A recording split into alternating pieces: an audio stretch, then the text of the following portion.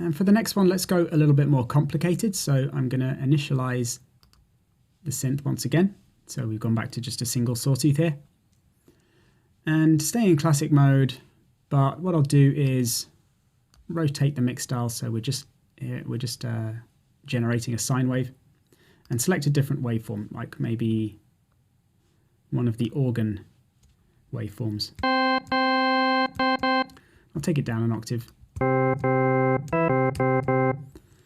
And what I might do is just blend in a little bit of one of the waveforms above, like maybe the moment it's sawtooth. Remember, I think I'll change it to a square,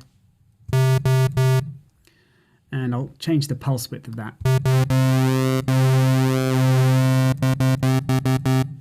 So let's listen to the organ, and then I'll blend a little bit of this in.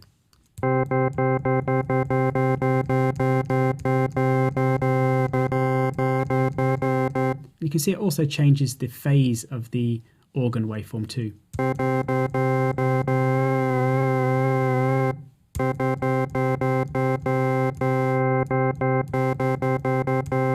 Just makes that organ waveform a little bit buzzier. Now I'll add oscillator 2 into the mix. And this one I'll set to a different mode, like FM. If I want to turn off one of the oscillators here, all I need to do is click on its switch. You can see it now. It says off, so we'll only hear oscillator 2 on its own. And I think I'll just dial in quite a bit of frequency modulation, but bring down the frequency of the modulator so it's not quite so intense with so many high frequencies.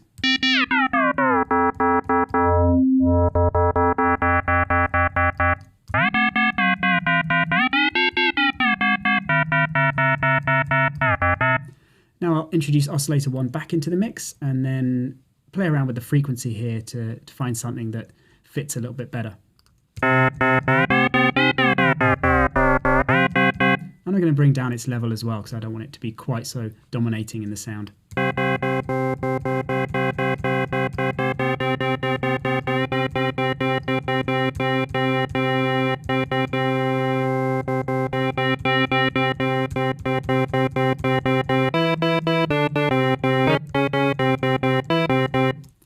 So that's oscillator 2. Now let's move on to 3. Maybe with 3 I'll just add some noise. I'll set it to a high pass, so we're just getting the high frequency noise, and I'll bring it right down, so it's just very low in the sound.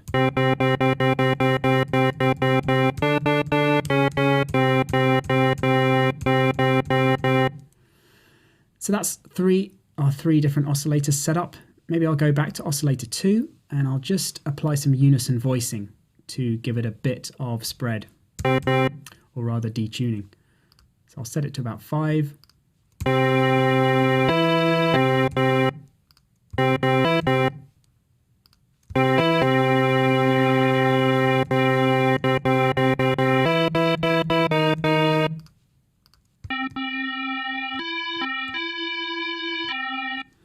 I'll add a bit of width to that as well to pan it across the stereo field.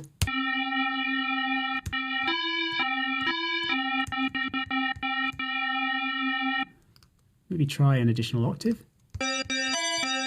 Nope. And now with our other sounds, maybe taking oscillator 1 down an octave, and then adding oscillator 3 back in with our low level noise. Then